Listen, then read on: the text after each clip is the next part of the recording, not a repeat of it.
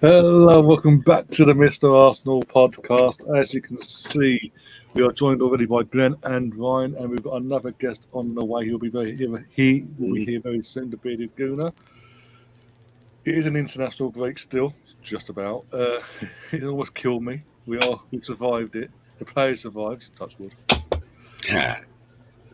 And we're basically we're coming back now for the home running now for the title. As the title says, into dull, not into low, into dull. I hate international football. I just hate it.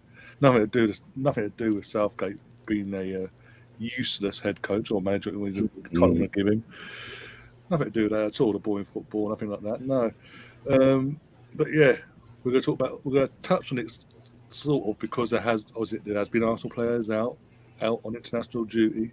Some of them scored worldies. Some of them almost had their ankles taken off by a Man City player and got away with it.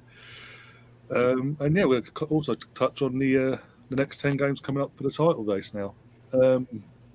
But first off, how you doing, guys? And Glenn, that's you for a long time on this. So how you doing? Yeah, I'm doing okay. I echo your sentiments about the Interdull. I love when I hear people say that because I feel like some kind of freak for hating it. You might want to talk about what Arsenal players did during this national whatever the hell it is. But the only time I pay attention is when someone ges hurt, and Partey was of particular interest yesterday, but he seems to be okay. Yeah, we did what we did by the looks of it is because he was on the bench, which was bizarre when you see him on the bench, and then afterwards Chris Hughton's going, he's injured, but he's on the bench. Sure he is. Yeah, sure he's injured. We haven't done what Man City done. Yeah, Haaland's not going to be able at all for this international break. He's injured, but we're back to the Liverpool game. I hate the risk. Partey never got injured till he came to Arsenal, and now it's just like every season he's got to have an injury every season of us. To be fair, Glenn, he wasn't playing as much games until he joined Arsenal too. Okay. So they didn't play him every game in Atletico. And Ryan, whose channel this is, just let me tell the other Ryan. My wife is working exactly 5 yards away from me. Don't make me yell in the middle of a meeting. In the middle of a meeting, I can't be dropping F-bombs from the next room because she works a real job. So don't get me angry. I can't make any promises. Actually, no, I can make you a promise. I will probably get you angry. But Ryan, it's great to be here. How the hell do I distinguish you two? Okay, Ryan, whose channel it is, you're Ryan. American Ryan. There you go. Oh, American Ryan. I was going to say asshole, but American's good. Okay, go ahead. You call yeah. I mean, yeah, you can call me asshole. That works too. Go ahead. Ryan, I love you. Right, asshole. Like I'm always right. So American Ryan, shut the fuck up and let Ryan. There you go. He already dropped an F-bomb. It was literally 10 seconds. I'm breaking records here. UK Ryan, if you don't talk right now, I'm steering this bus off the cliff, dude. So. Well, 4 minutes into the podcast, we've lasted long, lasted well. But Glenn, how have you been? In terms of the season, we haven't really spoke much during the season and all that. But what's been your thoughts on this team? Because obviously you did a few videos for me last year, done a few videos on your channel as well, your own unique way, so we say, last season. But I talk about this season because did you expect this in terms of how we tailed off this time last year to then put ourselves in this position? I'm sorry I have the same answer anytime somebody asks me this, but it's when we beat United at home with the comeback. That was when I allowed myself to believe this is fucking real. Holy shit. And ever since then, I've been on that train with everybody else because I needed just a little more proof, and that United game was it. It's the video I made with Ryan. We saw the game together. I was gonna say I think maybe meeting me probably gave you a little bit of hope too. But no, that just I'm married, Glenn. Sorry. Shut up. The only thing I got meeting you was gas. Go. Yeah. Oh, dude, what about yourself, American Ryan? I mean, so I've said this on multiple shows. Like I feel like I'm on the team when I say this, but I'm taking things game by game. I've never putting us out of the race. It was never a doubt in my mind. I think we're always in it until mathematically it's impossible. But again, it's just the same issue. I with this team, I wear with any Arsenal team, I wear my heart on my sleeve, and I take things game by game. I react game by game. I try to see long term, try to see what Mikel does with the team and stuff like that. But yeah, I mean, I'll be honest, I'm still buzzing from the Bournemouth game. And I haven't been on any shows since then, so kind of good because I would probably get arrested for some of the things I would do and say on camera. But yeah, so I'm excited, but still, again, taking things game by game because City are pulling out all the stops in this international break. With Foden having surgery on his appendicitis, which people are saying, oh, he'll miss a few games. Nowadays, you'll go home that day. So that's interesting. And then, of course, as soon as this Foden news gets released, Grealish gets subbed out, and Madison comes in for him. And Madison barely plays for the England team. Like he always makes the rosters, but he doesn't really play. So I think that was interesting also as well. I think Man City's kind of in Southgate's ear. And that's fair play. I think Arteta should be in the ear to the guys that we have too. So whoever's managing the teams that we have. So, I mean, hey, we have a big trophy to win. So. Can I just add to that? Because I didn't expound on how I feel about our chances. And Harry, it's not all I can think of is Harry Styles. Harry Samo, I think that's his last name. Sim, he asked a great question on one of his videos. What percentage do you give Arsenal, of winning the league? And I had to think about it, and I said 60%. And most of them were way higher than me, but they still have that game in hand. They still have the experienced squad. We have a lot of work ahead of us, and it's going to be. I think a lot of people are taking it for granted. That's all I'm saying. I like positivity, but I like grounded reality too. No, I get that, and as you say, Man City. That's been the main argument in terms of favouring Man City is they do have that experience over the last 4 or 5 years. They've been doing this against Liverpool for that time frame. Whereas this is completely new to us. This is the youngest squad in the league, the top of the league, going toe to toe with City. The only players we've got with that experience came from Man City, in Jesus and Zinchenko. Because Jorginho's won European Cups and global wise with Chelsea. But this is where they've come in. I think I said this the other day. This is where you come into your own in terms of Zinchenko and Jesus. The experience, you lean on them, and then go with the flow basically and see what happens. But there's not. Yes, we're 8 points clear. This weekend's huge, and for me, I think I've said it again. This weekend is huge because if Man City drop points, be it a draw or they lose, and assuming we do our job a couple of hours later, even with a game in hand, we've got an 11-point gap. Then we've got to go Liverpool, and as long as we don't mess about there, just game by game, like Ryan said earlier, and see what happens. But I think as I say, this weekend is going to be the biggest one, and then after that, it's the week we play Man City near the end of the season. Just bringing in the Beta Guma as well. It's funny because as you're talking, like my stomach's getting a little nervous, as I'm thinking about everything we got to do. And then I'm like, wait a minute, this is way better than wondering if we're going to be fifth.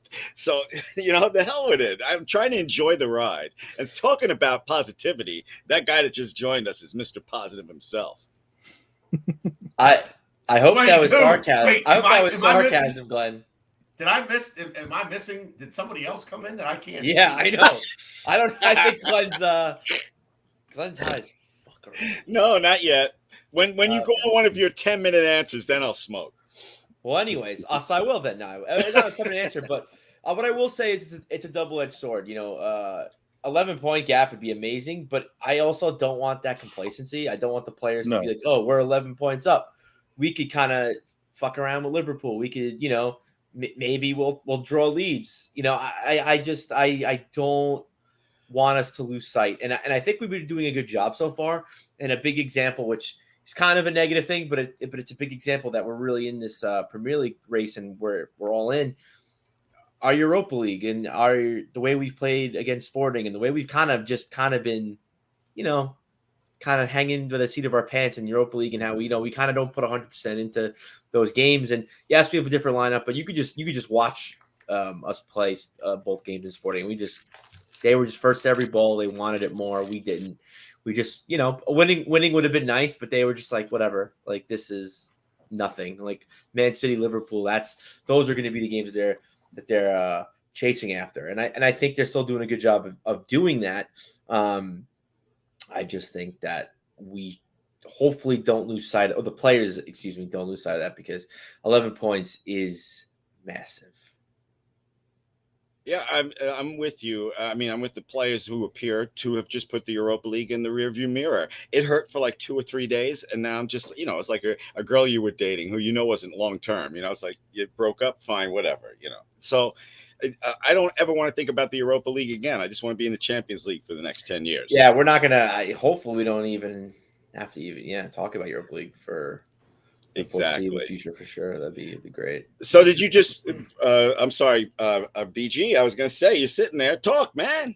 Well, I think if there's anything concerning to me about the Europa League exit is, so I get that it's a second tier competition, but say we're in this position again next year, where we're sitting top, or maybe we're second. But we're within striking distance, whoever the leaders are, and we're in the Champions League knockout stage. Are we going to say, okay, well, fuck the Premier League? This is what we're the good teams in Europe don't say, screw this one, we're out, we're going for this one. The good teams in Europe do both. Or the good teams in Europe do the great teams in Europe go after all of the competitions that they're in. So disappointed to go out of Europa League. And again, I get it. It's like, okay, well, it's not the Champions League, so it's not that important, but it does go to mentality. And when you allow something like that to creep in, that's a hard thing to get rid of and get out of the team. So Glenn, your little idea of me being all positive and firing off rainbows. If anything, he's the most negative one of the four of us. Let's be honest. Well, I think it has to be a mentality, right? And this is we're still in a process of we're not where we want to be yet, right? I mean, I don't think anybody is going to say, yeah, we've arrived, we're here, we're on the stage. We're not, and that's not to be negative. That's just a fact. We want to win. I don't think anybody really gives a shit about the League Cup. I think, okay, if we get to the semifinals, it's probably, okay, go get it. But going out early in that competition, that's the one you say, let the I don't even know who we lost to. Who did we lose to? I don't. Brighton. Was that Brighton or was that FA? Yeah, I don't even know. Brighton. Okay. But going forward, look, Liverpool, City, those clubs, they want to win the FA Cup. They want to win the league, and they want to win the Champions League. So we've got to have the mentality, and we've got to have the manpower to fight a battle on 3 different fronts. And I just the mentality of not taking the Europa League as seriously as I thought we should have, it doesn't sit well with me, but hopefully, like you said, we do put it in the rearview mirror. We don't lend it too much, and we move on, and we don't have kind of that same mentality next season. Well, it's funny. You kind of answered your own question, because I agree with everything you said, but I agree. I don't think we're great yet, and I think that's why we're not taking the Europa League serious, because we're not. Everyone says, "Oh, this is like the best team ever since the Invincibles." Da da da. Like we're great. We're amazing. I don't agree. I'm taking my game. We're doing really well. We're playing great football. I don't consider us great yet. We're not there yet. And like not being there yet and being a great team to me are two different things. Yes, but I still don't consider us great. And that's like kind of weird, maybe a little hypocritical, but I think we're a good team. I think, we were the youngest team in the league. Now we're the second youngest, but Southampton's not going to be in the Premier League next season. So we're going to be the youngest again. We have Glenn's getting high while I'm going on my 10 I rant. didn't We do have a anything chance. yet. We have a chance to build, but yeah, I like it though. We're not great, but we're getting there, and I think I'm waiting for Glenn to bust out Wesley Pipes. Yes, and also getting more depth, linked with a player from Iron Frankfurt, who I'm very excited about. I hope we get, but getting the players in, because we do have more players that we need to get into the squad and perform, be more depth for us, so we can play 100% in Champions League and play 100% in Premier League and not have to worry about lingering injuries to Partey or ESR or the injuries we have now and Eddie and Jesus and all that. yeah. Oh, good Lord. I can't believe I called him Mr. Positive. I don't know why you did that. You never insane to me when you said that. Insane. You are literally insane. There's a 1977 movie called Carrie, and at the end of the movie, this girl is bending over a grave saying goodbye to somebody, and this hand comes up and drags her down. That's what BG just did right now. I was feeling good. Now he's got me thinking about that midfield goal in the stupid Europa League that was our downfall. I haven't even thought of that since 2 days after the damn game. And BG, stop making me yell because my wife is working 5 yards away from me. You fucking asshole. It's funny. He yelled at me for that, and now he's yelling at you. So I don't know, Glenn. Who's the common denominator here? I think it's you. I think you need to take a chill pill. And I don't I'm know. sorry. He just needs to smoke. When he smokes, he'll be fine. Yeah. I'm sorry, UK Ryan. You were saying? I haven't said anything for about 5 minutes. Yeah, seriously, the guy The hasn't got Americans a word took in over. edgewise. Welcome to the madness, Ryan. You know, Ryan, you know how rude us Americans are. So please go on. Come on, asshole, move. Yeah, but you see, Ryan, it's us. It's me and Tanner that are making him do this. Yeah, no, it's not him. No. I'm really sorry, guys. I always do this. Oh, dear. We know, Glenn, we know. Tom in the chat saying Bearded Gunner going full Undertaker there. I Oh, heard. he made the Carrie reference. I had to give him something. All right, let me ask you guys real quick. Harry, how the hell do you say his last name? UK Ryan. Just say Harry. We know who you're talking about. All right. Harry had a question in his last video. What percentage do you give of Arsenal winning the title? I said 60%. Most of his viewers were above 60%. So, whatever, somebody blurt something out. It's 50-50. Wow. Glenn, it's 50-50. There are only two options. We're either going to win it or we're not. It's 50-50. All right. Yeah, I hate to be that guy, but he's right. It's either we win or we don't win. 50-50. I mean, the chances of us winning maybe higher because I take things game by game. So at the end of the day, like we're in the race, we have a chance to win. All right. First of all, I'm not a math scientist, but they have a game in hand, and even if they win, it was still in first place. That must give us some kind of slight edge. And you guys are saying 50-50. So no, I'm being a jerk when I say that. I was also being. Well, somebody give me a serious answer.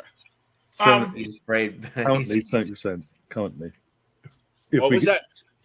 Currently 70%. That's based on the fact that we continue this form we've been doing all season. I mean, the majority of games winning, basically. We continue that going into this last, what is going to be pressure cooker now. There's no more international football. There's no more interference from our point of view. It's just the league focus now. So, as I mentioned earlier, Zinchenko and Jesus, their experience of being in this situation is going to be heavily put on these last 10 games, and it could be the difference to get us over that line compared to obviously Arsenal. We didn't have that experience, and we fell short in terms of top four. But I think, as I said, did Mr. Tom look that up, Ryan UK? Is that that can't be real? I'm sorry. Yeah, it might be. I was going to look it up, but I'm old and I can't do this and look at my phone at the same time. It's crazy. No, I doubt it. It would have to be like 15 points clear at least to be that high. I think in reality. I think it's pretty high. The only thing I'm worried about is I'm worried about the Leeds game, and I'm worried about the game after that, which is Liverpool. Who's Anfield. Oh yeah, Anfield.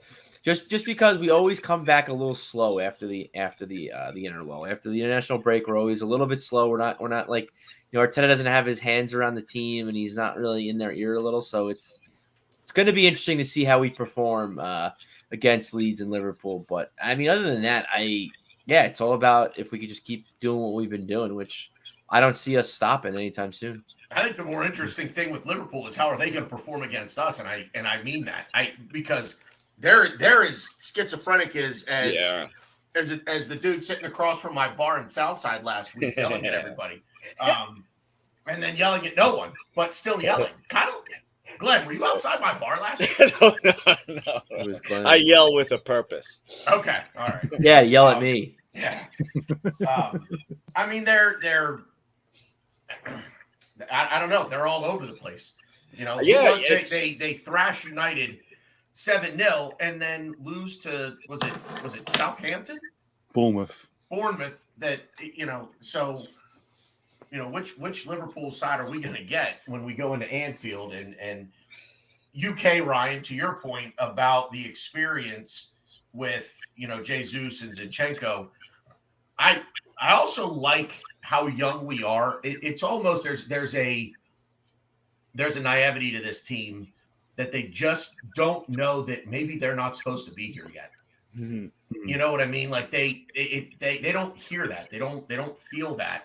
And even the pressure of being in first and trying to hang on, I don't know that they feel it. Is that Arteta that has instilled a mentality in them that it is, what's the most important game of the season? The next one. I thought the most telling quote from a player that I've heard maybe the entire season was from Ramsdale, who said, "We are motivated because of what happened to us last season and that disappointment." And I think that every Arsenal player watched that Amazon documentary, and from episode 7 on, it was painful if you were a supporter of Arsenal Football Club. I think that in a way that documentary helped the players remember the disappointment, because they really do act like it's not happening again. No, we're not dropping points here. We're not losing this game. You know what I mean? I don't know if I explained myself right there. No, it's perfectly well. And I think here in the UK, Bukayo Saka did a interview on Match of the Day in the UK after the last game. And he was asked a question. He basically came up and his reply was, "We fear no one." In terms of upcoming games, you've got obviously got Liverpool around the corner. You've got Man City still to play. Do you fear them or da? They said, no, we're honest. Even though City did beat us at the Emirates a few weeks back, we played well in that game. It's just down to our naivety, a few mistakes here that led them to win the game. But if we can cut that out, we believe we can do them at the Etihad. There's a confidence in this team now as every game goes by. But I haven't heard a player come out and say we don't fear anyone since the last time we won the league in 2004, 18, 19 years nearly. Like a team goes out and they believe they're going to win no matter who they're playing. And again, football's a lot different now, because back then it was only Chelsea's just emerging under Roman, and obviously you had Sir Alex with United. But apart from that, title-wise, there wasn't that much of a challenge compared to what it is now. We weren't going up against a country run clubbing Man City, an up and coming one in Newcastle in the next few years, etc., etc. So I like hearing things like that as well. There's like, no, I want to hear that because it's the crunch time now. Now you put yourself out there with chest. You've got to prove it on the pitch. And these players are week by week proving it. I mean, Gary Neville in the UK again from day one this season, even before the season kicked off. Arteta's reached his ceiling. He ain't gonna get top 4. And then as the season's gone on, still won't give Arteta. It's always backhanded comments. If he wants to give, he is giving credit, and he's always like, no. And what was it? Back in halfway point of the season, just after halfway mark, they did a predicted end of season. Who's going to finish what where? He had Man City to win the league, United to second, Arsenal finished third. And then when Man United getting pumped 7-0, no one ever said that. I'm just like, okay, yeah. But And he's not going to, I'm losing Kane Neville was the focal point because he's the one that's been mainly going out in the UK, going at us. Oh, there's others out there, but the point is that the media and rival fans have been putting these obstacles every game in place. Like, this is your tennis this week. You're going to pass it, we smash it. Week in, week out. We had a little wobble, literal wobble in about a week and a bit, helped with VAR not doing their lines and all that as well. But we bounced back from that. I mean, the fact of after losing to City the way we did and our own mistakes, then taking over us at top and then having to Forest themselves the following game, and we had Villa. And we managed to literally that game itself, we went bang 4-2, done our bit, put the pressure back on Man City, and they crumbled and drew 1-1 against Nottingham Forest. And then since then, we've just kicked on. We're grinding out results if we don't play to our best. And now, lots of Martinelli sitting form, had a little setback, still scored a fantastic goal against Palace. Saka is in the form of his life, either scoring goals or assisting or creating these moments. And it's starting to click. Odegaard as well. Odegaard has been phenomenal this season. Saka will get all the plaudits, and rightly so, because of what he's doing. But I said the other day, I was doing a watch on for the England game. We were chatting about Arsenal, this, that, and the other. We were saying, if Arsenal did a poll tomorrow of player of the season, how would they make a short list without upsetting someone?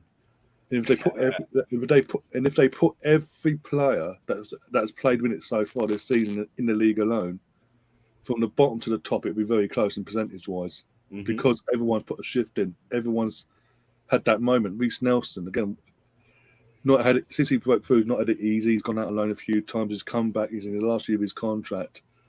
On his weak foot the other week, went back to Ryan against Bournemouth. On his weak foot, last seconds of the game in a title charge. You made me have goosebumps thinking of that, because that might be the biggest goal in my opinion in the Emirates era, depending on what we do this season. But every time I think of that goal, I get goosebumps. Please, Ryan, UK, continue.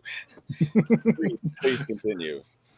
No, I think it just feels different this season. They've got the fans, in terms of from my point of view, because I've been to a few games this season as well. The Emirates itself, every game, the fans are up for it. It's loud, it's electric, it's non-stop from like 15 minutes before kickoff all the way until like 20 minutes, half hour afterwards when we're all outside. It's non-stop. And when there's a setback in the game, the fans aren't there going, "Oh, for fuck's sake!" It's like getting on players back there going, "Right, 10 seconds, get behind the team. Whoever's made a mistake or whatever's happened, no worries, we're going to get behind you, carry you through, pick you up and keep going again." And it's constant every game, no matter what competition it is as well. And that's been key in terms of what we're seeing as well, because players are feeding off that. And long may this continue, because I said a few weeks ago on a podcast on this channel that this ain't a one-off season for me. This is the start of what's to come. And again, I keep saying it, the youngest team in the league, and we're doing what we're doing. Yeah. And we're going to add in the summer. No matter what, we're going to add in the summer, and we're going to go again. So it's only going to get stronger and stronger. So be fearful, everyone out there. We play beautiful football. Teams are afraid of us. We have depth in so many positions. That's another thing that pisses me off about the Interdull is, these things. Is Tierney leaving? Why? Why are we going to break up our depth? Anyway, back to the positivity you were just saying, Ryan, from the UK. There's a lot of great reasons to be excited about the team now and in the future. But remember, Manchester United are going to get better. Chelsea are going to get better. And, if City's lawyer beats those charges, they'll be right there too. Beats the charges. Man, oh man. Well, I didn't think they'd beat it last time. That's why I said if. You're not confident that they'll just open up the checkbook there and just tell them, fill it out and off you go. That's exactly what I think they're going to do, actually. And it's exactly what's going to happen. But please, I've talked so much. Somebody else talk. So you're all quiet. What the fuck? BX in the comments is saying Saka's going to be the first Emirates legend very soon. Yeah, there's a good argument to that as well. No matter what happens this season league-wise, it's because he's getting one of our own. He's getting better and better every season. In fact, he bounced off bloody Declan Rice back in December and looked like nothing. Let me throw a question out there. What is the top dollar value that you think this club would pay Bukayo Saka to stay per week? Do we ever see Bukayo Saka as a 500,000 pound a week player at Arsenal?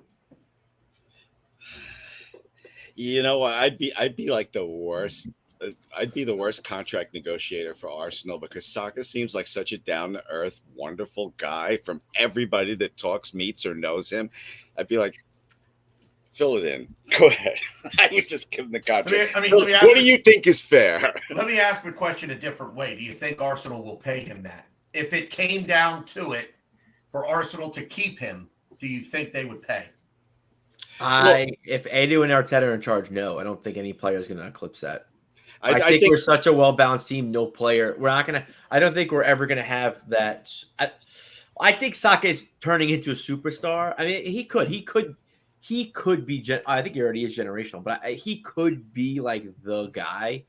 But I guess because maybe he's just so humble and he's just so cute. I can't think of really a better word. That I just don't think – like I think we're a band without a front man. I just don't see us with I guess you could say Saka because he's from the academy and all that, but like I just think we have so many cogs that tick in this machine that I don't really see Saka when you see like the graphics when they introduce the teams and for us on NBC they'll say like Arsenal and they'll have a player and they'll have versus whatever like Chelsea and they'll have a player. To me, I don't have one player that I would put there every time. I mean, again, I guess I would say Saka only because he's been at the club since he was 8, 9 years old. So fine. But besides that, we have so many players on our team that make us tick. We have so many players that I think if we talk here long enough, we'll be like, oh, he's like the most important player. No, he's the most important player. Can I just say 5-second rebuttal? If Arsenal are a band, they're the Eagles. Everybody's great. Everybody can sing. Who the fuck are the Eagles? But Glenn, wait. Not everybody can play the drums.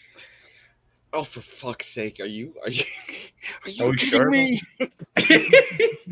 Oh my having God. A meltdown over there. Hey man, you need the rhythm section. You guys are just trying to get me going because Listen, the musicians are the important part. The lead singer, as Van Halen famously showed you, the lead singer ain't that important. What? Van Halen is not Van Halen without David Lee Roth. How did we get here? No, Glenn. We're on the Mr. Arsenal podcast. I am not going to debate you about Van Halen because I will debate you. I like them both.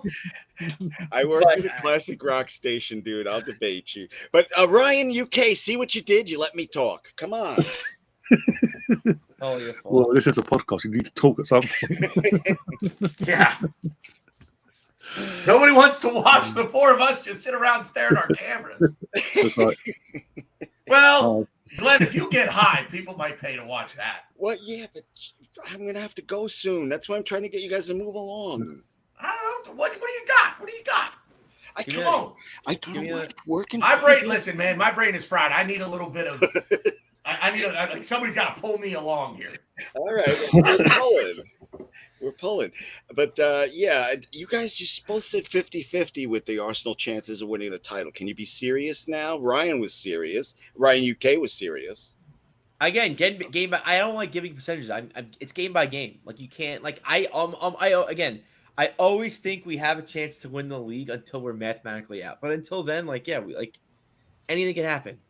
We're in it. Yeah, we have leads. We have leads on Saturday. Yeah, Saturday. Yeah. So let's look at that. I mean, I would say to be serious, Glenn, I would say better than average. Okay, that's fair enough. I don't know that I would.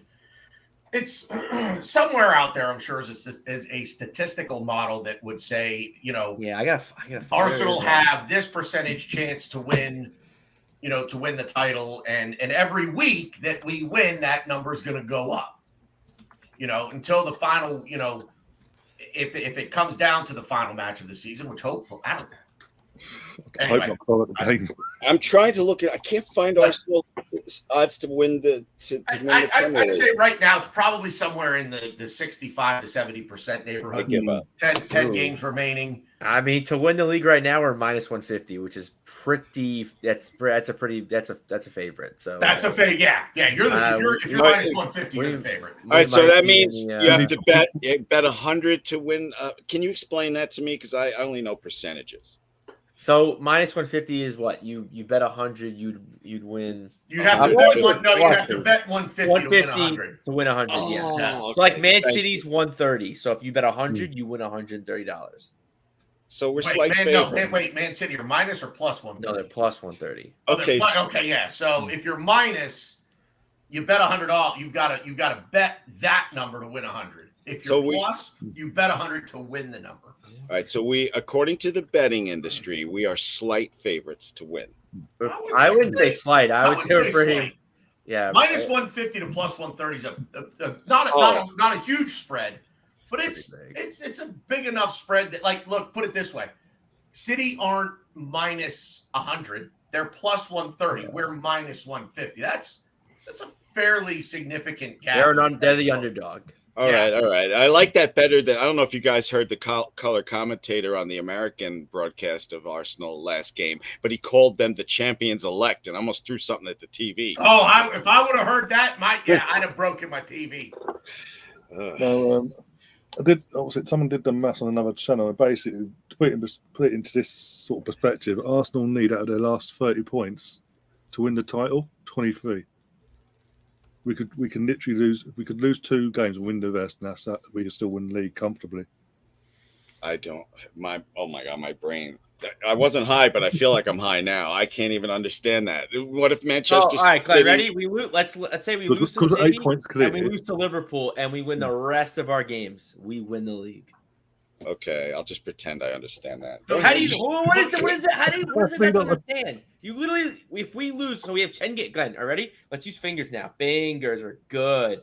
Like, you're not even looking at me, Glenn. Hey, Ryan, that's Ryan. That's what my prom date said. Yeah. Shut up.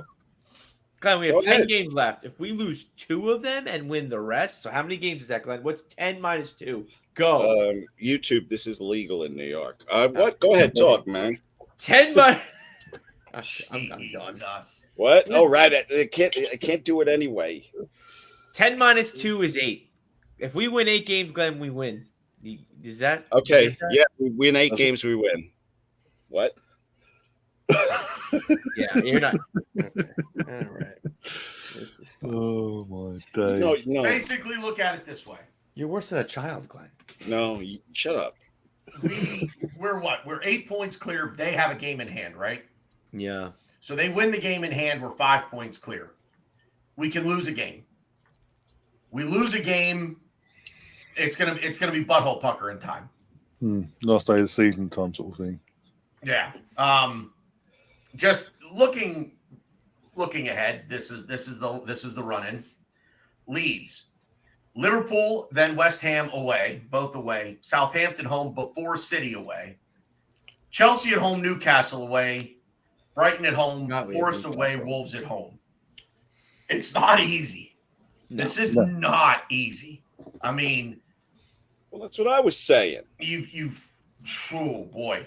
I mean, if we lose 2, it's yeah. This is why I'm taking things game by game. I don't care. Like, that's why I say the most important game is the next one. Saturday. I saw an interesting thing that said every game is a cup final. I don't know about that, but it's going to feel like a cup final every game. Well, that's a bit of the mentality that goes into it. It's they're not all must wins, but they're pretty much all must not lose. But I do not want that mentality to creep in. That's the equivalent of playing prevent defense, and all it does is prevent you from winning. There are winnable games in here. Don't misunderstand me, but there are a lot of places here where we could drop points, Yeah. And God forbid the injury bug jump up and bite us at any point in time from here till the end. So I like our depth for the most part. But I wouldn't mind seeing a fair amount of rotation in some of these games. Southampton at home could be an opportunity to give Reece Nelson a shot, give Jorginho a shot. I thought maybe West Ham away could be an opportunity for someone to slot into the starting 11 that hasn't gotten much of a run out. But beyond that, it's going to come down. It's going to come down to the final weeks. I'm not convinced that we're that we're going to have this thing, wrapped up with a bow on it, ready to give to somebody by 3 or 4 games left in the season. It's going to come down. It's going to come down to the end, I think. For me, no way. We only got Premier League games left, right? Yeah. Strongest 11 every game. That's it for me. Don't experiment. But I do. The best part about being an Arsenal supporter right now is having confidence in Arteta. Can you guys hear me all right? I'm getting some feedback. Yeah. Okay. Yeah. I know you guys aren't used to short answers. Please, somebody talk. He was about to when you cut him off. Fuck yeah. Anyway, Arsenal Forever is saying in the chat, he thinks if we avoid defeat to Liverpool and Man City, we will win the league. And he goes on to his next comment is the goal difference. Arsenal's goal difference is plus 40. This is plus 42. And Man City have got some tough games as well. Obviously, we mentioned already, got Liverpool this weekend at the Etihad, minus Phil Foden potentially. They've got to play us near the end of the season. They've got to play Chelsea. They've got Brentford on the last game of the season away. Brentford go for Europe, try and get European football, be it Conference or Europa League. And I think they've got Brighton as well at some point, and they've got Wolves to try to fight for survival. So both set of teams. It's not going to be easy for either team, to be honest. It could be worse. It could be Tottenham. Is it me, or does it seem like Arsenal actually are trying for goal difference this year? Like, they're not settling for a 2-0 win. They want more. Is it me, or no? It seems like we play. I just feel like they realize how important goal differential is this year, and they never stop. That's what I'm trying to say. I agree with it. I think to a degree, because I have seen instances where it's like, no, keep going. Stop this sitting back. And I couldn't give you a specific example, but I know I've seen it this season. And yeah, they are going for it. I think when they feel like, when there's blood in the water, they keep going. I feel like if we get one around the 55-minute mark in the second half and it gives us a 3-goal lead, it's kind of like, yeah, they might go get a fourth. But if we're up, say 2-0 at halftime and we come out a little flat to start the second half, that's when they seem to just sort of pack it in and hold on, to try to, just see it out. So it's we've gone for it more, but I'd say there's still a little bit of tendency, I think, within the squad to sit back and just, if we've got a comfortable lead, sit back and absorb all the pressure. So I have to go. My wife needs to come out of there, and she just texted me, it smells like Otto the bus driver's jacket in here. Are you smoking pot in there? So I really got to go. Oh, you get in trouble. Get in trouble. Wow. And I love just it. like that, It's gone. He's a magician. That dude invented the Irish goodbye. Yeah. Yeah, when we watched the United game, he said bye, but he kind of was just like, I don't know, he was like shifty about it. It's like, okay, see you later. Yeah, it's like he doesn't want to say goodbye for some reason. Like, I'll never say goodbye, Jack. I'll never say goodbye. Oh, I don't know. Glenn's one of a kind. Glenn is one of a kind. Oh yeah. Oh dear. But how we look at in terms of this weekend, again, to say touch wood, we've avoided injuries, no matter what people say. In terms of this international break, I mean, Saka's played literally every minute possible as well. Are we confident going into Leeds? It's at home. I know they've got something to fight for themselves, but does it being at home mean have that bit more pressure's taken off us? Because obviously, as I said earlier, our fans have been fantastic at home and basically just been carrying our team through some dodgy games as well. Let's not get it twisted on there. Colonel, what do you? Yeah, have a guess, Colonel. Have a guess. I don't know, man. I don't know. I guess maybe if I were doing this show with the camera about 7 inches lower, you'd see why they call me the bearded gooner. But I don't know. 7 inches. What kind of torso is that? That's like nuts. It's tiny. Tiny torso. Probably more like a foot. Yeah. No, your 18 inches, I guess. Yeah. Your torso's like, I don't know. I don't know. I'm looking down. I see my belly. What do you want? Like, that's the first thing I see. The belly ache. Anyway. Not the tits. Fair. To answer your question, Ryan, I you know, am I confident? I'm never overly confident. I'm cautiously optimistic is the way that I like to put it. Should we beat Leeds on paper? 100%. 100%. This game should finish 3-0, 4-1, somewhere in that neighborhood. It I don't want to say it should be a walk in the park. Nothing ever is in this league, but we should beat them, right? And we should beat them fairly handily. But again, it's the Premier League, and as you know, the movie once said, any given Sunday, but any given day, you come out with too much confidence, you come out a little flat. I mean, Bournemouth showed what happened when you come out not ready, from the first kick of the ball. You find yourself down 1-0, 9 seconds into the game. So, do I think that's going to happen again? Certainly not. But I would say I'm cautiously optimistic in this one. And I like, being at home gives you that confidence boost. It's a little weird as I played sports as a kid. And as I got older and the competitive side of things became more prevalent, and not just, hey, we're teaching you the game.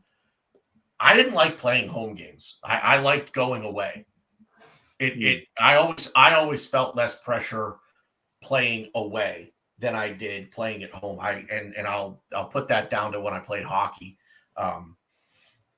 It was like, I mean, it's one thing when you're 10 years old to play a game on the road, all your parents are there. It's not like you've got people in the stands, watching you with no kid involved. But when I was playing hockey at 15, 16, 17 years old, yeah, we had people there watching that weren't just there to watch their kid play.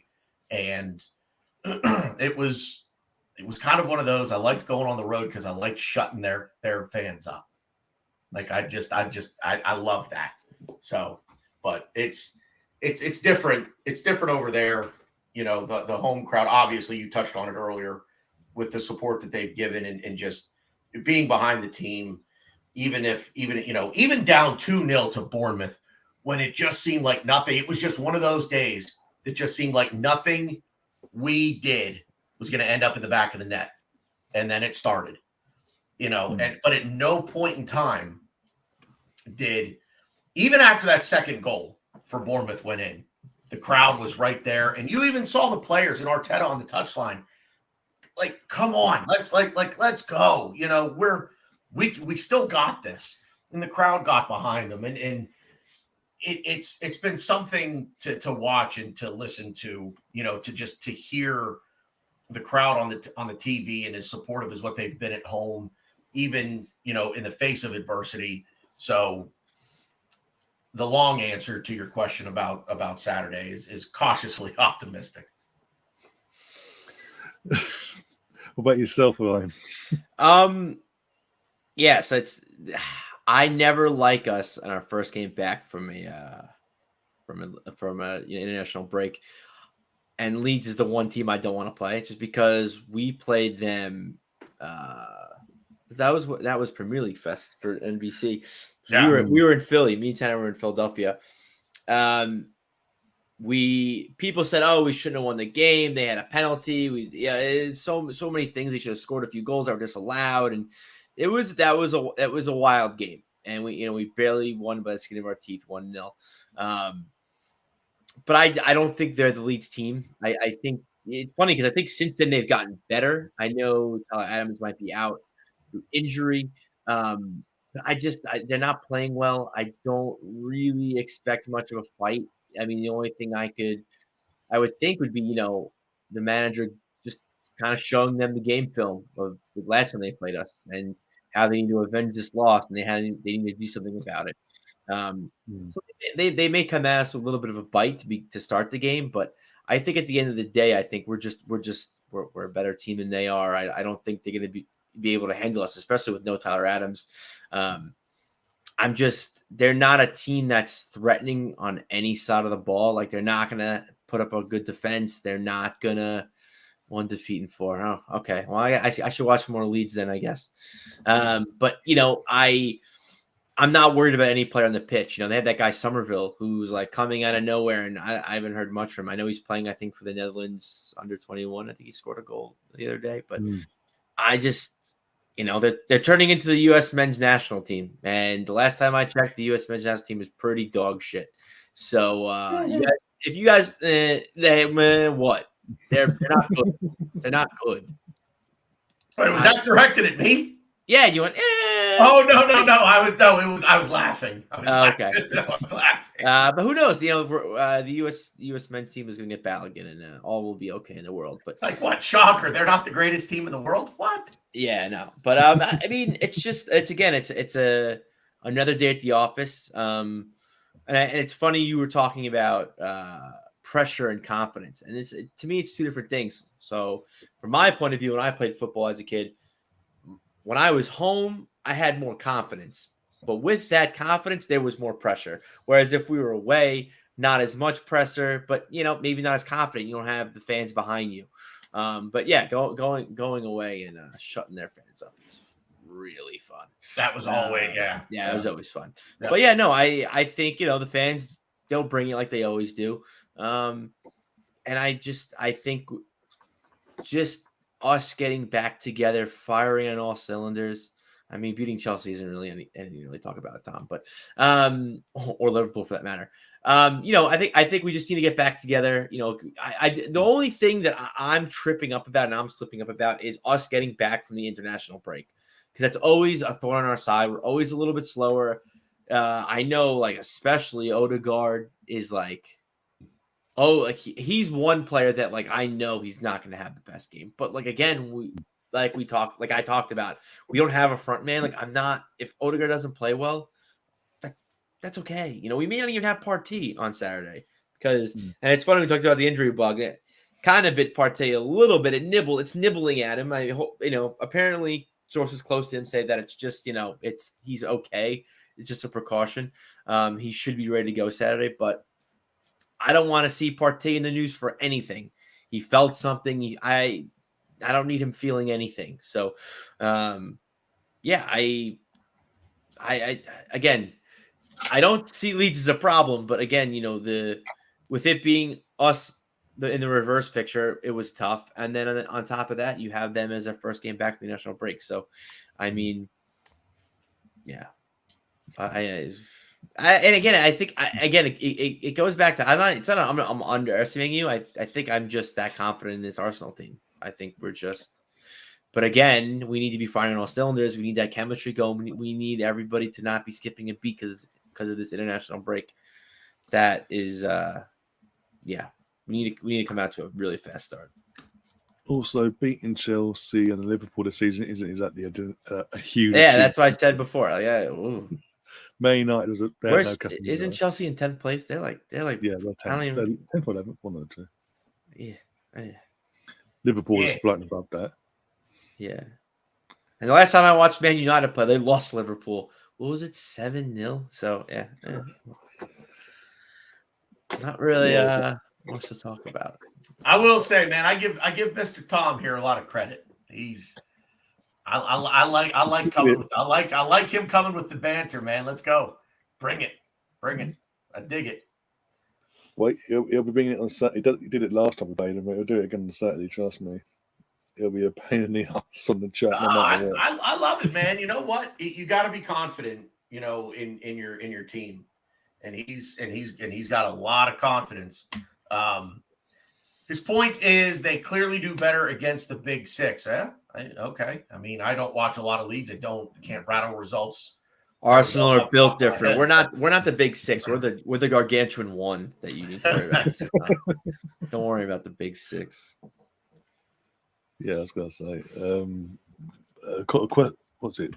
Say not a question, but comment from Nemesis. Balogun next season, 30 goals a season. I wouldn't say.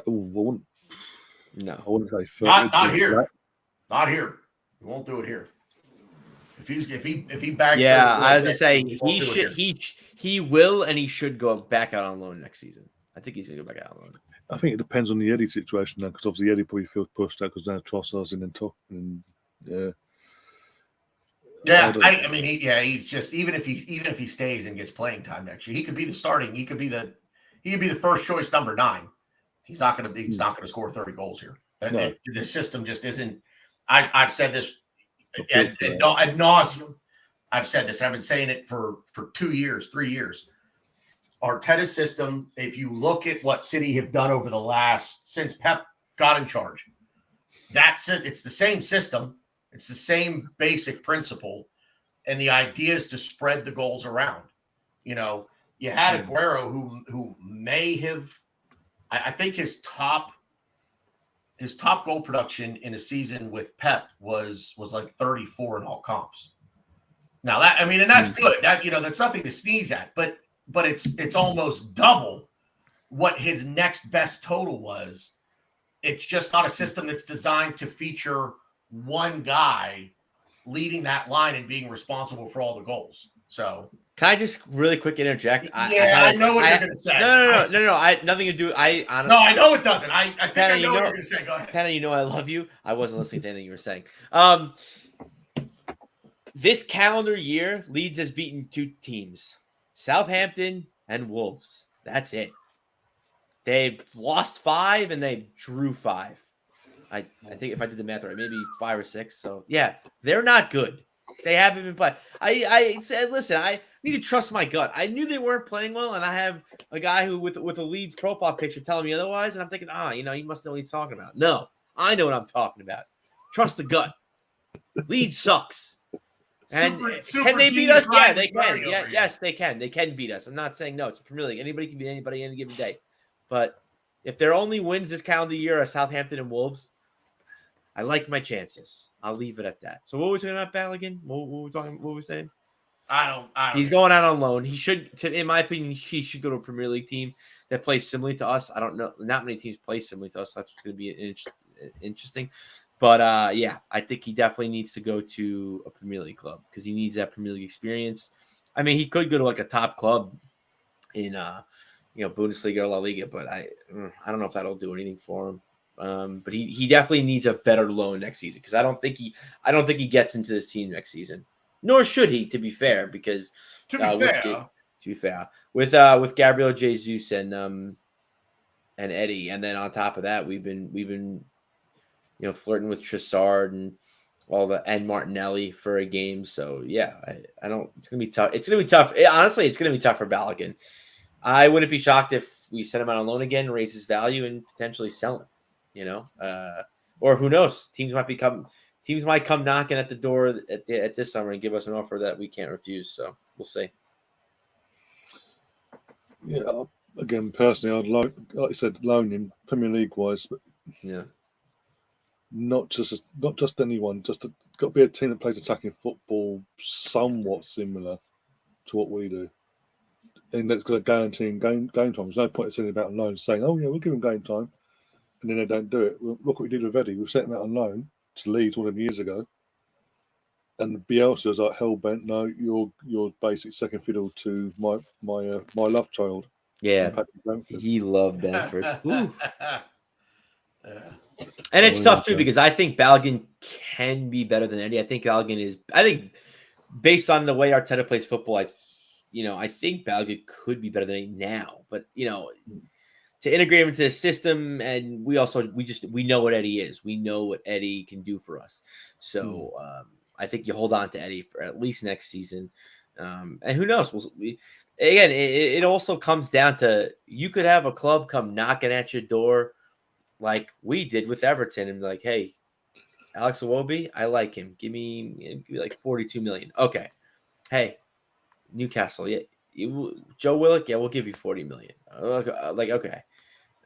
So anything can happen when you have a club knocking at your door for a player and they give you an offer you can't refuse. That changes things, and you kind of us as a team will need to adapt and figure out ways to get better, and that's something we're gonna do regardless because we're gonna be in Champions League, we're gonna be getting more money, and players just gonna want to play for us, especially after the season that we're having, whether we win the league or not. And then we have Champions League on top of that. Like, okay, yeah, sign me up. It's the best project out there. And then after the season, we'll be the best team out there. You've upset Tom in the chat, by the way. What did we say? Oh, what did he say? Not the winner Wolves, then already you told me that beating Chelsea and Liverpool don't count. Don't say I don't know what that means. The only thing that I know and what I mean is you've won 2 games this calendar year. That's not good. That's it. I don't care who you beat 2 teams that could potentially get relegated this calendar year. That's it. So I don't know. Yeah. Oh, geez. Hey Tom, why don't you fight Colonel Ward over there? He's the one spitting that fire, not me. Leave me out of this. Arsenal Further says Eddie Nketiah wouldn't strike matches. He's not good enough for this football club.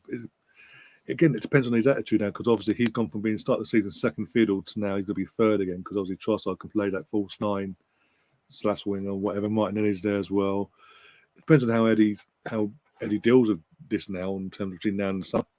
Let's be honest. Now, see what Arteta has in his mindset, but either way, I will still loan him out, Balogun.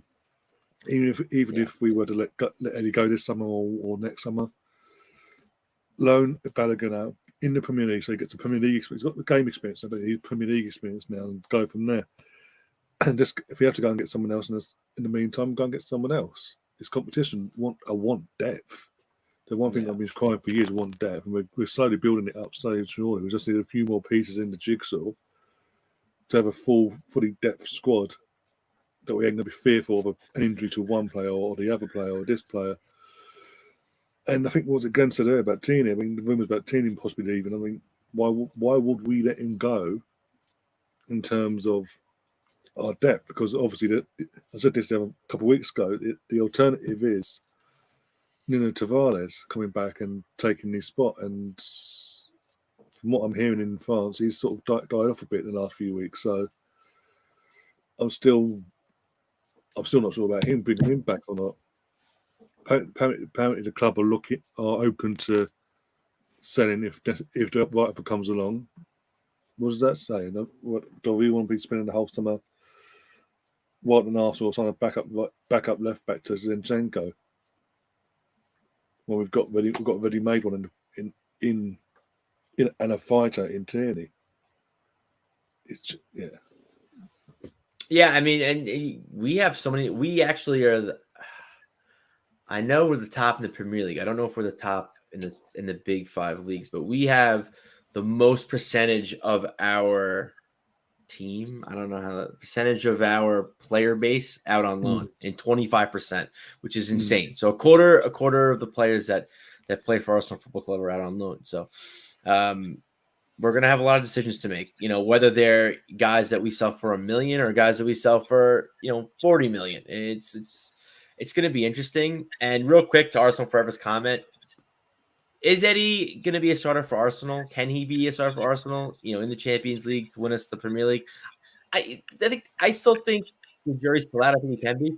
But you without him, we don't win this league. Without him, we don't have the Man City comeback. Without him, we don't have the Spurs game. He's done a lot for this team. And he did a lot for this team at the end of last season. Obviously we fell short, so it's kind of overlooked a little bit. But it was 5 goals in 6 games, 6 goals in 5 games. And then when Gabriel Jesus was out, when Gabriel Jesus got hurt, we were 5 points clear. When Gabriel Jesus came back into the team, we were 5 points clear.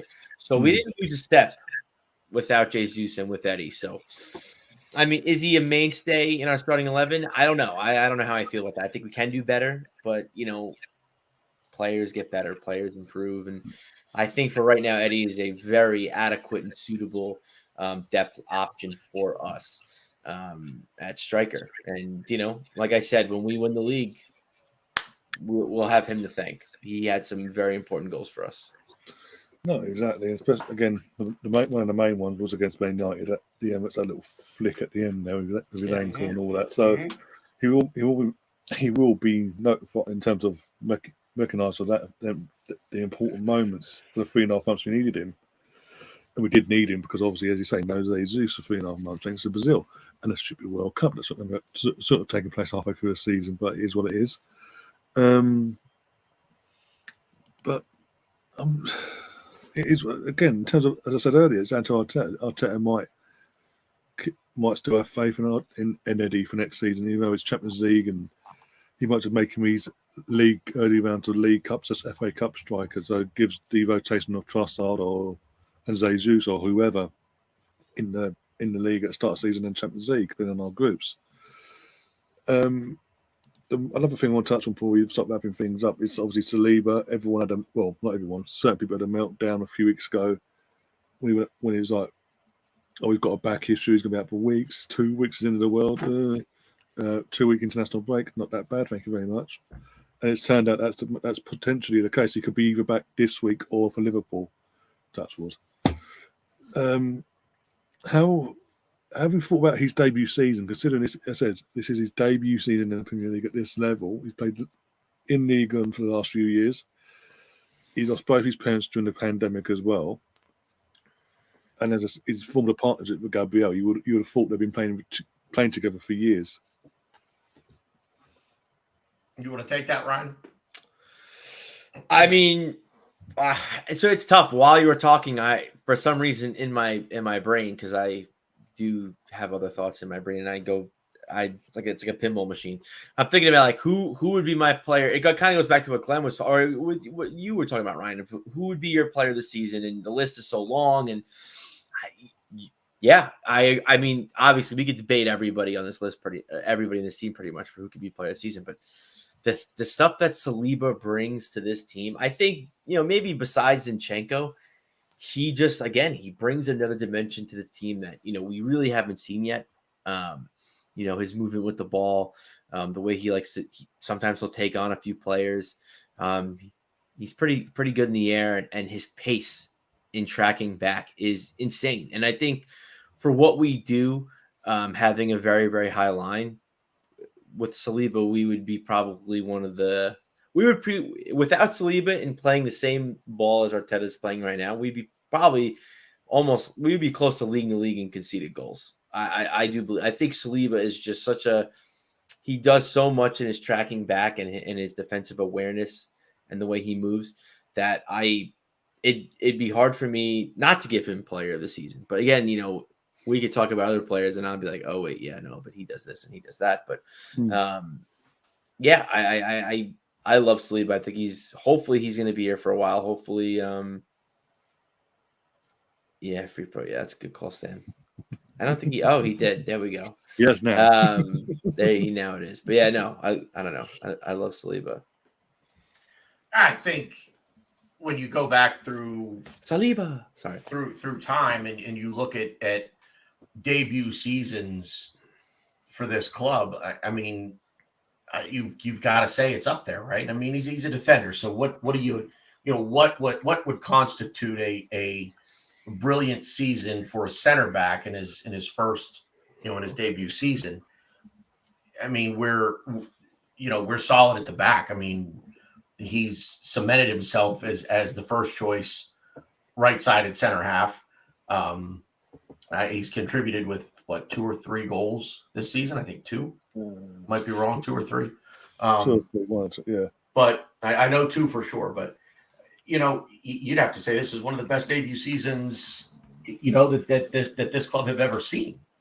When you think about it, now I'm not saying that it's monumental. I'm not saying that to start designing the statue or anything like that. But he has fit in here seamlessly, and everybody saying when we were sending him back out on loan, and what are we doing? Bring this guy back. Well, and we'll never know the answer to this. But the season that he's had this year, would he have had that season last year? Here, we don't know, and I'm okay with not knowing. We don't want to get into revisionist history here, but one of the best, in my opinion, debut seasons that I can remember in my years of following this football club, and I would even go so far as to say that it might be one of the best debut seasons in Premier League history. From again, I put it in perspective. We're talking about a center back. We're not talking about a winger or a striker who, in his debut season, scored 25 goals. He's come in. He's done a job. He's had a few errors, that led directly to a goal. But he's also young. You're going to have that. But I think on the whole, and even as you guys both said, we get into talking about player of the season, man, oh man, you've got to say that he's in that conversation for this team. So I would say debut season, 8 out of 10, to try to put a number on it, 8 out of 10, 8.5 out of 10 for me. So, I mean, and chipped in with a few goals. Like I said, as a center half, and he's chipping in with a few goals. Take the errors away that he had that led to a goal. Take those out of the equation. And again, he's young. These are going to be growing pains that you get with a young player, especially a young defender. I wholeheartedly believe that defenders, especially center backs, are probably the slowest to develop in terms of coming into their prime.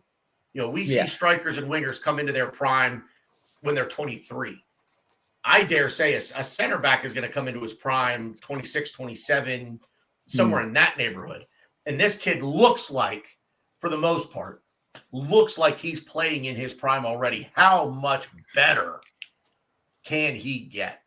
So debut season, I'm going to give him the half. I'm going to give him an 8.5 out of 10 on his debut season. Yeah, I can't argue that. And as you said, what's he, 21, 22? He just turned 22. Just turned 22. Yeah, just turned 22 the other day. Yeah, that was it. Again, young. So much. It's insane how he's adapted so quickly. But it's obviously benefiting us. It's fantastic. Again, like you say, young player. Any player has errors in them. It's how you react in the moment, but also afterwards as well in other games. And he plays like he's been playing for years. I had the pleasure of watching Saliba before the season started against Sevilla at the Emirates, in the Emirates Cup thing for Reyes, in honor of Reyes. And again, in that game, it was just like you're watching him and you're thinking the way his awareness of his surroundings, and if he plays, for example, if Gabriel's that position, he's there, bang, he gallops. The way he runs and struts, he's like it's gazelle-like. He makes it look effortless in terms of us going like, okay, boom, I'll cover you, no worries. But his ball control as well for a defender is absolutely insane. I mean, he literally won that game. What I was referring to is like 3 players in and around him, being midfielders or attackers, and he's literally got himself out of that situation. Like, okay, boom, and it's just. I think it's made it a lot easier for us to for him to set an input for the fans to also take him in so quickly as well, because obviously we hadn't seen much in terms of in an Arsenal shot. We hadn't seen him until now, and considering he went to a World Cup, didn't play a single minute, again, he hasn't kicked up a fuss in terms of publicly gone, oh, this is a disgrace. Look who I'm playing for. And he just got on with his job. He had a bit of a wobble form wise, but he still continued and got through that patch. And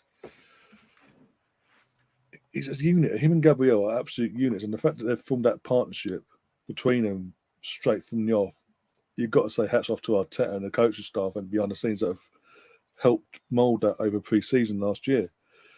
Another one that was playing centre back last year was now playing over right back. He's took, again, as mentioned in the chat, he's took everyone by surprise this year. Ben White, in terms of no one expected him to be the first choice right back, let alone to be the best right back, going to be the best right back in the league.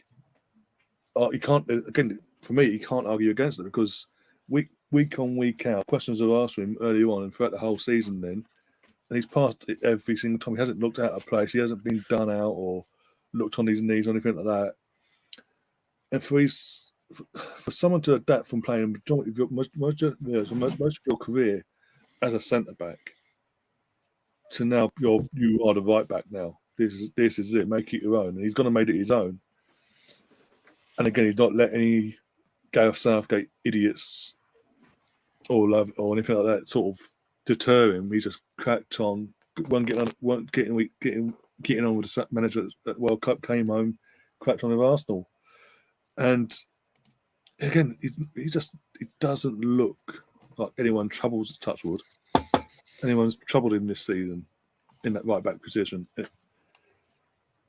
It's the transition from going from centre back to right back and just being accepting of it and making it his own, dislodging Tommy Ashley to being a sub now when he is available, obviously. He's not made of biscuits.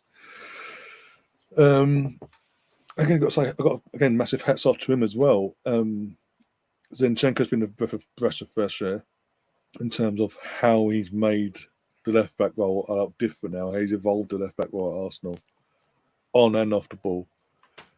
And we saw early on in the season when we first arrived why we brought him in, why potentially he could dislodge Tierney, which he went on to do, obviously, and being the first choice, injuries aside here. And I've said it all season, I'm enjoying this. I'm enjoying the ride week by week. I said to my brother at the start of the season, look, even at the start of the season, I was like, I don't think we'll stay top. We'll get top 4 still, right, Brendan? But I don't think we'll obviously go into do any title stuff and that. If we do, I'll enjoy it. But we'll just get game by game, week by week, see what happens. And now we're in the business end of the season now, 10 games to go, and we are in a positive position where history can be made. And we've got, just to pass it on to you guys, I mentioned this in my last podcast, in terms of comparisons, in terms of other league titles and all that. I look at this season, how it's gone so far. And it's very similar for me to how the 88-89 season played out in terms of going into the season, nothing was expected of us. With a young, vibrant team, with a young manager. Nothing really expected. And we just went, okay, no worries, and did our thing, put ourselves in a position where we could win a title, had a wobble, but fought back and took it to Liverpool and did what we did. And there's a lot of similarities, I'm thinking, because we look at the 88-89 team in terms of the players that were in terms of the Club Vile Academy and all that. George Graham got rid of a lot of dead wood in terms of experience, causing a lot of anarchy. Like Arteta, as of Aubameyang, Ozil, and Kolasinac, and all that clique, he broke that up and got rid of that straight away. And then you look at the academy. George Graham used a predominant of his academy, like Rocky Rocastle, Kevin Campbell eventually, etc., etc. Then brought, in terms of incomings, it was young, hungry, want to win players in terms of Winterburns, Dixon, Steve Bolt, etc. Alan Smith. And you look at the predominant of our players that we brought in. They're all young, hungry players. Fabio Vieira, still a lot to prove, but young and hungry. Zinchenko and Jesus are the experienced heads, but they're still young and hungry. It all sort of feels like we're going to do, hopefully, the job in hand. Hopefully we do, because by some miracle today, I was able to get tickets today by the skin of my teeth, literally, for the last game of the season. So I'm hoping we do, because I want I want to see us lift that title for the first time in 90. It'll be 19 years by then. But also, it just makes the league. It'll be so much better for the league as well. That if someone other than City wins it, because it's just boring seeing City just do what they do. And I do think, I know we had a discussion earlier, but I do think City could have won it so many times, but they haven't won the Champions League. Pep is obsessed. He wants to win that Champions League outside of Barcelona. He's going to put all his eggs in that basket, I think, especially now with Gaussman being sacked and Tuchel's now being brought in. I think he's going.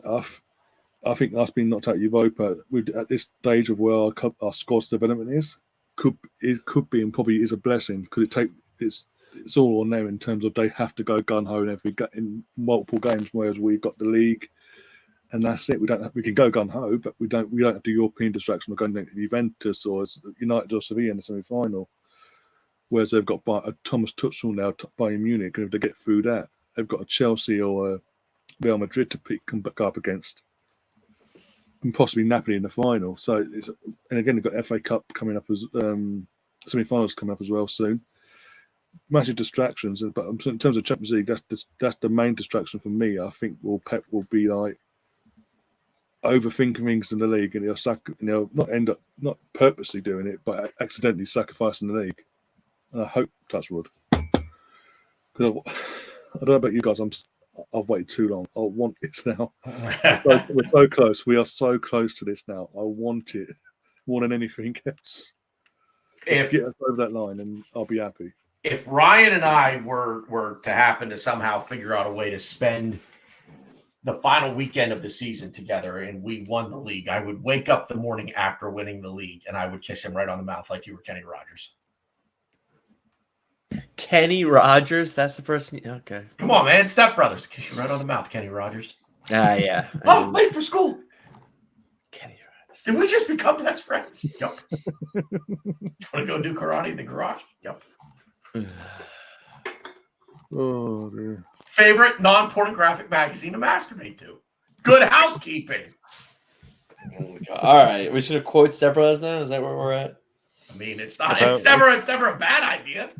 It's never a bad idea. That's fair. I don't know. I gotta have a conversation with Mr. Tom here. Mr. Tom, you and I somehow or other, man, he's in the mean streets of Greenwich, apparently. So listen, man, I'll tell you what, you ever find your way to the mean streets of Pittsburgh, Pennsylvania, you stop into my bar. We're gonna have a good time. I don't know who this dude is, but he's tremendous. He's a Cockney Leeds fan. That's all I'm saying. Can I just say I hate you all, especially the guy who supports Arsenal, Colonel Ward. Well, I'm safe. I support Welling United. Can I just say I hate you all, especially the guy who supports Arsenal and Welling United? Oh my. Anyway. So we're all in agreement, says Tom. Arsenal are going to get got as I was saying the mean streets of Greenwich, if you say so. If you say so, the proof of being Napoleon when we back to you on a Saturday, my friend, because yeah, it's coming. I'm convinced. Our players are in form. I know it's been an international break and all that. It might be a bit of rustiness, but we've got informed players. I mean, as I said, I referred to back in the start of this podcast was Saka scored a worldie on Sunday. Absolutely. I haven't seen a better goal in international football for a long time. I don't like international football either, but that's not the point. But I'm relieved. So we say that's a Saka and Zinchenko and hopefully touchable Partey and all that are coming back. Injury free, we escaped the curse for once. We didn't get any knocks for once at international. Yay! As I say, I cannot wait for Saturday. I've been bored as. Yeah. It sucks because I'm with you, Ryan. I don't care about international football at all. I really don't. I love it. I don't want it during my Premier League season. That's it. I will say, congratulations to Matt Turner. Obviously, yes, that was great. Yeah, That Gunnar was cool. did the unveiling of his gender unveiling for his upcoming baby. He's a baby girl, so congratulations to Matt Turner and obviously his family and stuff, half and all that. Yes, hopefully everything goes well there and have another Gunnar in the family, because he's a Gunnar at heart as well. Let's not forget that. But yeah, I like that. Some people didn't like it, I saw on Twitter, but I liked it. It was like, it's into the game. He's got his teammates around him. Why not do it? It's on his home turf as well. Why not? Yeah, I agree. No, apparently Scotland winning 2-0. Yeah, well, there's a shot. Yeah, they're beating Spain. Scotland beating Spain. Yeah, isn't that who they're playing? They're playing. That Yeah, they're can't be beating right. Spain. Yeah, they're beating Spain 2-0. Oh my god. Okay, it is a shock. McTominay with a brace. Well, it's a better shot. McTominay's got a brace. Wow. Oh my He god. scored both. Yeah, I mean, I don't know how. I'm checking the lineups right now. I don't know how big. Maybe Spain is down 10 men, and the man they're missing is the goalkeeper. I mean, The hell? yeah. It's not their A squad, Spain, but they got some guys in there. Ceballos. I was gonna say, where's There you Danny go. Ceballos? Ceballos There is you go. fine. No, under new management as well, Spain. So getting a few nicks into the system and all that. Anyway, was it Norway drew early on as well? Odegaard came out of that injury, thank God. I mean, what just before we do go, what was your thoughts when did you see the challenge from Rodri, and how, like me, how convinced are you that was an instruction from Pep? Take him out. It's tough because I don't know. I don't believe in that, but it's interesting because I think players in that position don't really know who they're tackling when you're just trying to stop the ball from going into your own net. But in the same respect, like it was like the game was like 3-0 at that point. Like what are you putting that tackle in for? Like what are we doing? The game was pretty much over.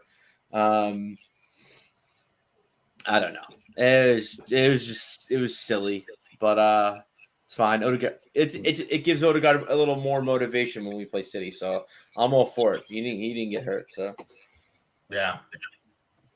Yeah, that's the one thing. Don't never piss off a Norwegian, as a Sam will know in the chat. He obviously used to do that in Norway himself, and never piss off a Norwegian, especially Odegaard, who Sam, by the way, did recommend Arsenal buy 6 months before he loaned him in from Madrid back then.